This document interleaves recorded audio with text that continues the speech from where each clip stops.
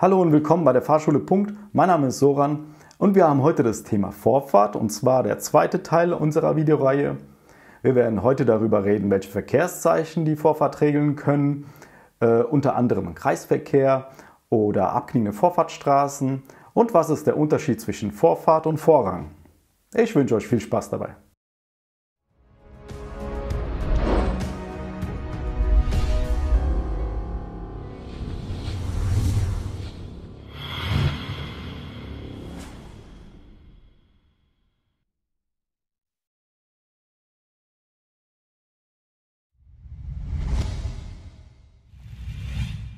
Wodurch kann die Vorfahrt geregelt werden?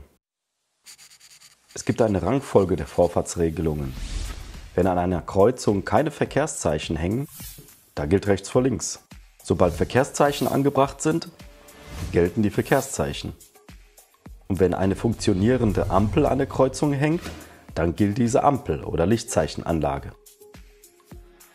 Und wenn ein Polizeibeamter an der Kreuzung steht, dann gelten seine Zeichen. Bei den Verkehrszeichen gibt es positive und negative Beschilderungen. Bei einer positiven Beschilderung haben wir Vorfahrt und bei der negativen Beschilderung haben wir keine Vorfahrt.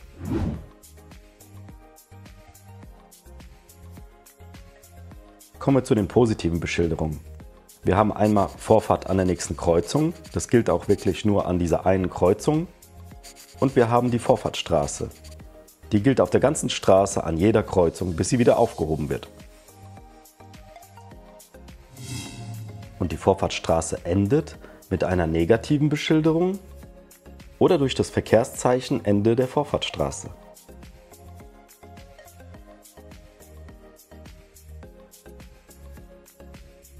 An einer Kreuzung sind die Fahrzeuge, die von links oder von rechts kommen, unser Querverkehr. Und die Fahrzeuge, die uns gegenüberkommen, das ist unser Gegenverkehr. Wenn wir an einer Kreuzung eine positive Beschilderung haben, dann hat der Gegenverkehr ebenfalls eine positive Beschilderung. Und der Querverkehr hat eine negative Beschilderung. Somit muss der Querverkehr warten.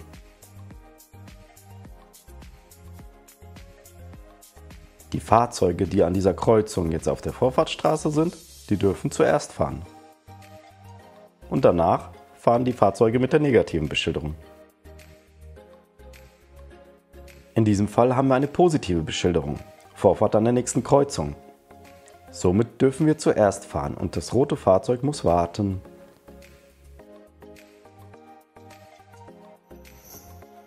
Beim Abbiegen entsteht ein Vorrangfall.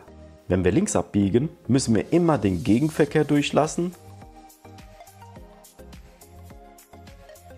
die Fußgänger und die Radfahrer, die die Straße überqueren. Denn die haben alle Vorrang vor uns. Also nicht vergessen, das mit dem Querverkehr und positive und negative Beschilderung, das ist ein Vorfahrtsfall. Und beim Abbiegen mit dem Gegenverkehr und Fußgängern und Radfahrern, das ist kein Vorfahrtsfall, sondern da haben die Vorrang. Kommen wir wieder an eine Kreuzung mit einer positiven Beschilderung. Diesmal sind wir Linksabbieger. Das schauen wir uns mal von außen an. Und jetzt wissen wir ja, dass der Gegenverkehr eine positive Beschilderung hat, also der Motorradfahrer. Und der Querverkehr hat ja eine negative Beschilderung, also der Busfahrer. Somit fährt das Motorrad zuerst, weil wir ja Linksabbieger sind und der Motorradfahrer hat ja Vorrang. Dann fahren wir, weil wir eine positive Beschilderung haben und der Bus eine negative. Wir haben also Vorfahrt. Und zum Schluss fährt der Bus.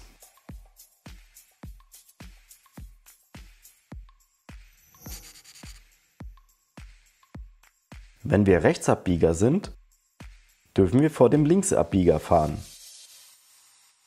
Wir müssen lediglich den Fußgänger und die Radfahrer durchlassen, aber das gelbe Fahrzeug muss warten.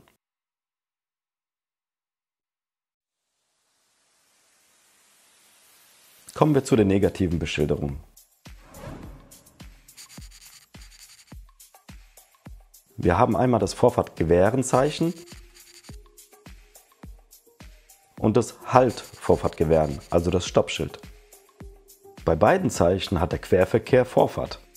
Der Unterschied ist nur, dass man beim Stoppschild halten muss, auch wenn kein Fahrzeug kommt.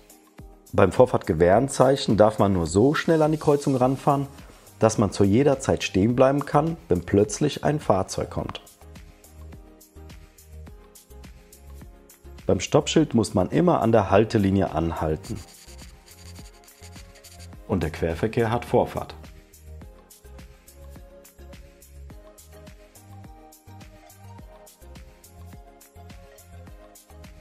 Und wenn es keine Haltelinie gibt, muss man an der Sichtlinie anhalten. Auch wenn diese nicht eingezeichnet ist.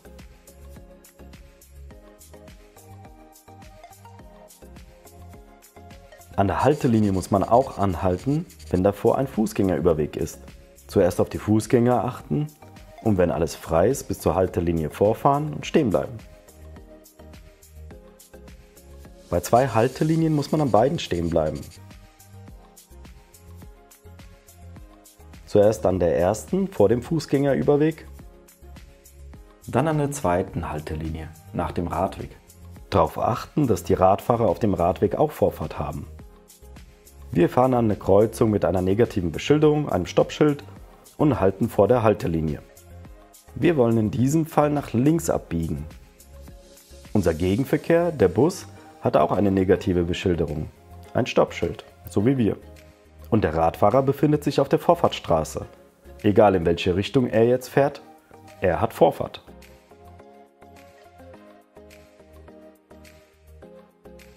Wir sind Linksabbieger, also müssen wir unseren Gegenverkehr durchlassen.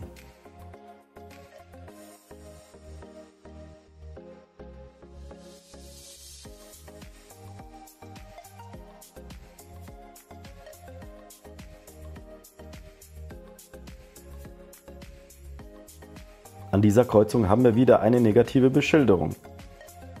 Das heißt, der Busfahrer drüben hat auch eine negative Beschilderung und der Motorradfahrer muss eine positive haben. Wir fahren ja geradeaus, der Busfahrer ist Linksabbieger und der Motorradfahrer fährt von sich aus gesehen auch geradeaus. Er befindet sich auf der Vorfahrtsstraße, also fährt er zuerst.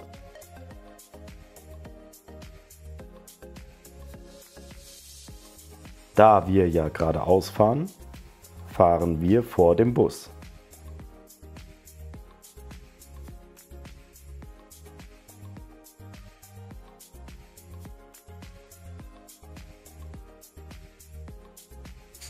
Ein Kreisverkehr hat in der Regel auch eine Beschilderung. Wie ihr noch aus dem ersten Video wisst, gilt an einem Kreisverkehr ohne Beschilderung rechts vor links. Aber in der Regel hängt da ein Vorfahrtgewährenzeichen und darunter ein Kreisverkehrzeichen. Beim Reinfahren haben wir also keine Vorfahrt. Und das Kreisverkehrzeichen sagt uns, dass wir beim Reinfahren nicht blinken dürfen, sondern beim Verlassen müssen wir es anzeigen. Und zwar nach rechts blinken. Beim Reinfahren und Rausfahren auf die Fußgänger achten. Außerdem darf man die Mittelinsel nicht überfahren. Außer die Abmessungen vom Fahrzeug erfordern es, zum Beispiel bei LKWs, Busse oder Pkw mit Anhänger. Im Kreisverkehr ist das Halten verboten. Wer also in diesen Kreisverkehr mit Beschilderung reinfährt, hat keine Vorfahrt. Beim Reinfahren nicht blinken, das rote Fahrzeug muss warten. Und beim Rausfahren nach rechts blinken.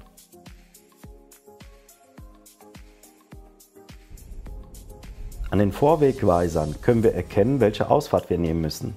Die erste Ausfahrt Richtung Autobahn, Hanau oder Rodenbach. Zweite Ausfahrt Richtung Langendiebach. Oder dritte Ausfahrt Richtung Autobahn, Büdingen oder Neuberg.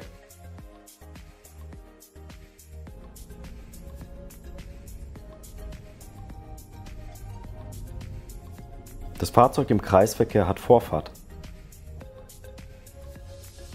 Wir blinken nicht beim Reinfahren, sondern beim Rausfahren, damit die Leute, die reinfahren, wissen, dass wir rausfahren. Wenn wir eine positive Beschilderung haben, dann ist es ja in der Regel so, dass der Querverkehr warten muss. Es gibt da allerdings ein Zusatzzeichen, was uns die abklingende Vorfahrtsstraße zeigt. In diesem Fall geht die Vorfahrtsstraße nicht wie gewohnt geradeaus, sondern die knickt ab, entweder nach links oder nach rechts. Der dicke Balken symbolisiert die Vorfahrtsstraße. Die zwei dünnen Balken symbolisieren die Straßen mit der negativen Beschilderung.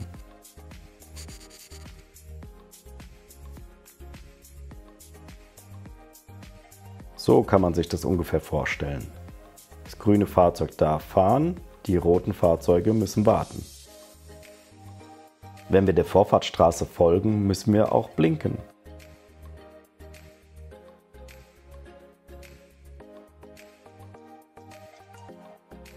Das blaue Auto folgt der Vorfahrtsstraße. Obwohl es links abbiegt, hat es in diesem Fall Vorfahrt.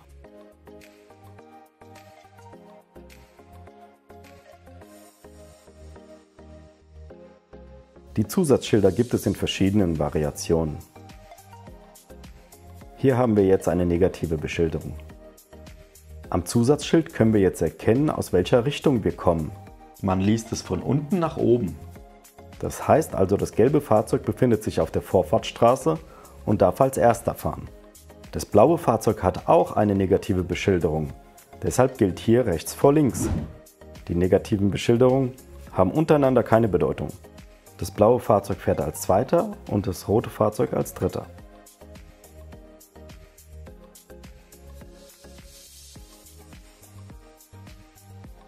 In diesem Beispiel haben wir eine positive Beschilderung. Allerdings geht die Vorfahrtsstraße nach rechts, aber wir wollen geradeaus weiterfahren.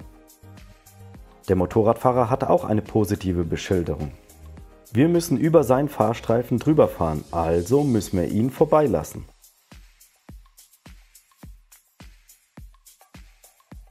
Danach dürfen wir fahren. Hier haben wir wieder die Vorfahrtsstraße, die nach rechts geht, und wir sind Linksabbieger. Der LKW befindet sich auf der Vorfahrtsstraße und folgt ihr, also fährt er zuerst.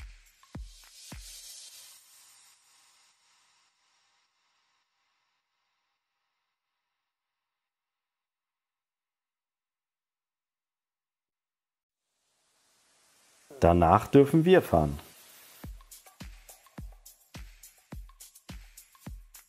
Und zum Schluss das braune Fahrzeug.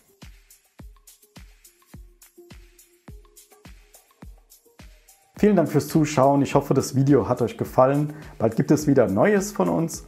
Und bis dahin, bleibt gesund und tschüss.